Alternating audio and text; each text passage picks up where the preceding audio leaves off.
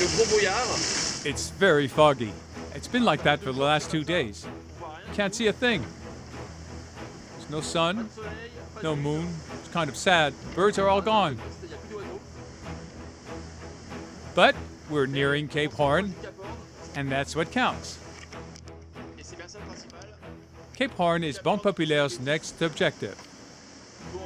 There's still a complicated wind zone to get through, and then all should be good until the Cape Horn. We should cross before Christmas if all goes well.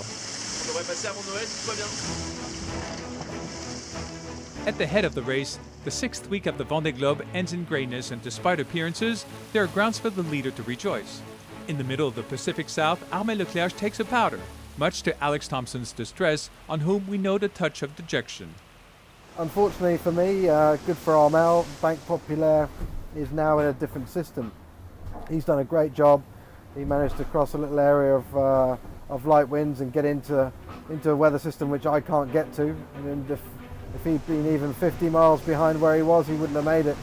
But he's made it, and so it looks like he's going to be about 2 days ahead of me, perhaps slightly more at the Horn, depending on how my route goes. So again, not great in terms of looking for winning the race. Far from the Brit, 1,500 kilometers away, it's for the 3rd place that a duel is raging between Jérémy Bayou and Paul Meillat. These two have been inseparable for the last 20 days, and while crossing swords, they've taken depressions one after the other. There's a lot of wind again today, up to 45 knots a little while ago. Becoming tiring to sail under these conditions. Let's hope it won't last too long.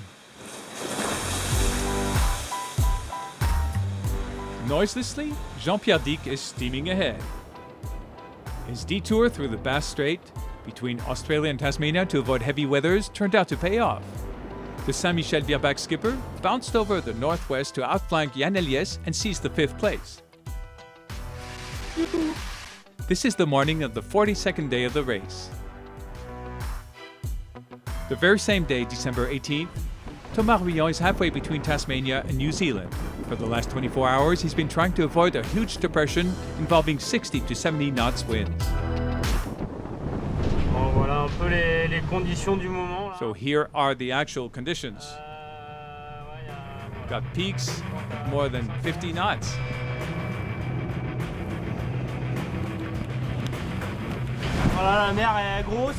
There, got high sea, and I'm going a little too fast. I'm catching up on the depression, and I don't wish to. Just rolled my J3, just got 3 reefs in the mainsail, and I think I'm going to go on like that for the next 10, 12 hours. Pendant une dizaine d'heures, je pense. Thomas wants to be cautious and sails seaman-like a route badly paved. 8th in the latest ranking, he's clearly put the competition in parentheses. The previous evening, in 10th position, 700 miles south of Australia, Stéphane Le Diraison was also sailing cautiously in 25 knots winds, with 2 reefs in the mainsail, miles away from imagining his boat would dismast. In spite of a deep, abyssal disappointment, Stéphane's mind very quickly got back at it.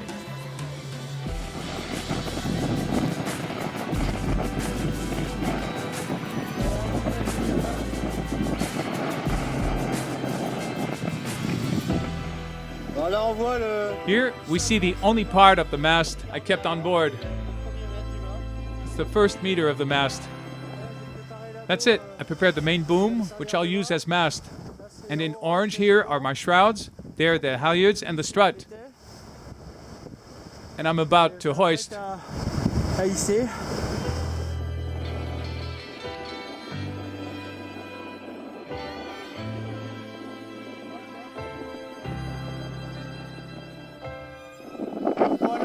Here's my pretty jury rig I'm very proud of. This jury rig should allow Stéphane, while sailing at low speed and with great patience, to reach Melbourne before the end of the year. Still in the Indian Ocean approaching Cape Lewin, Éric Bellion brings up the rear of the group just out of a depression. The Comme un seul homme skipper, happier than ever, doesn't tire thanking his boat for having brought him so far. Je t'aime, mon bateau. I love you, my boat.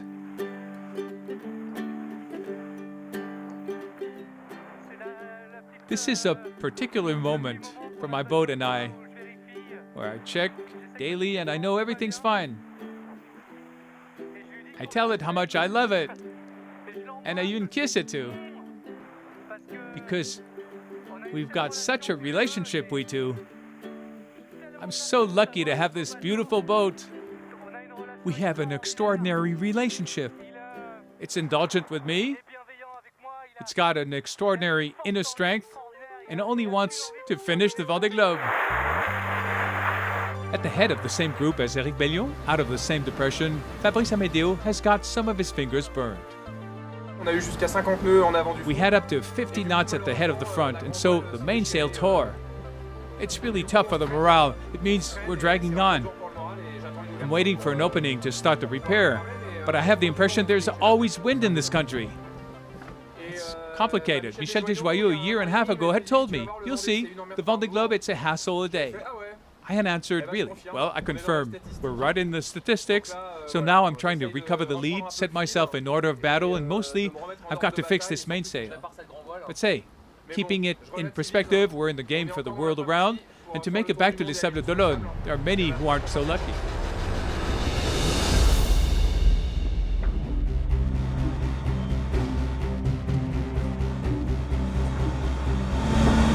La violence du choc. The shock was violent. I'm still shivering. The mere thought of it, talking about it.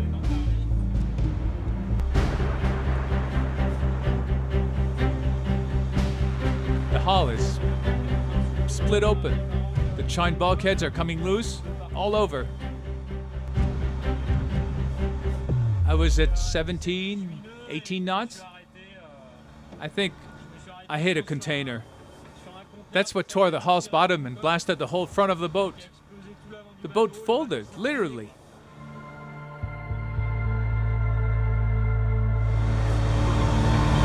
Voilà. That's it. End of the Vendée Globe. It's over. One half of a world around.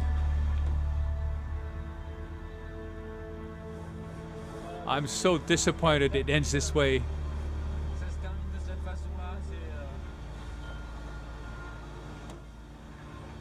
I mean, I had problems. My share of hassle. But this one, darn that one, I don't wish it to anyone.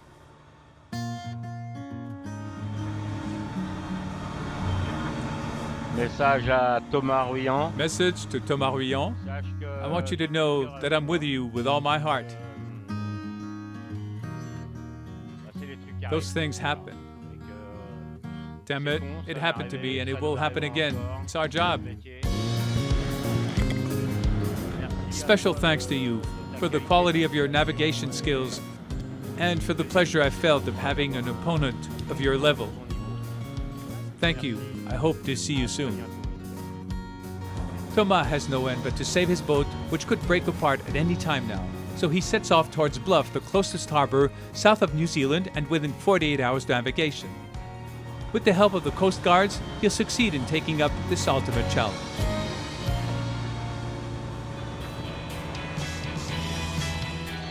In the South Seas, depressions never stop.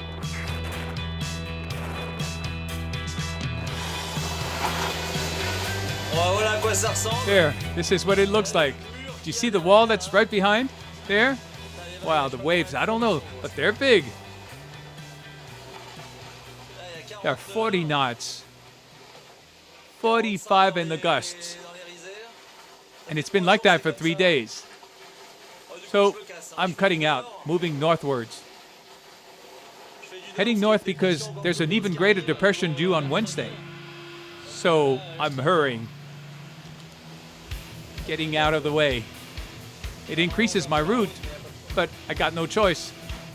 Hot. 50 to 55 knots winds are expected. So, such as Romain Atanasio at Fleet's Tail, all are preparing to lay low, following a route that's more northwards. The weather is improving. It has been a little bit wild. Look at what is behind the boat. Here goes. Bye. Much ahead, on the 44th day of the race on Cape Leeuwin's longitude, we hear of an incredible traffic jam. Within 15 hours' time, 5 competitors will have crossed the second of the 3 capes. First, Fabrice Amédéo, Alain Brouard, Enda Koinin, Rich Wilson, and Eric Bellion. Here's Rich Wilson, it's great!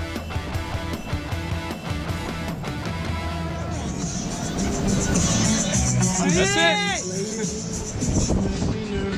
Cape Leeuwin!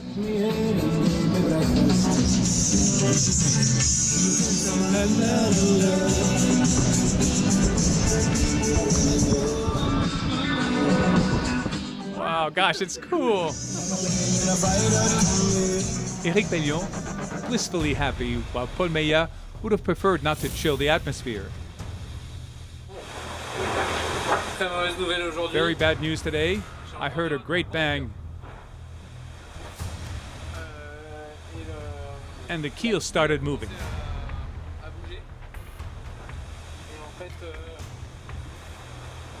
And then I noticed there was a problem with the ram.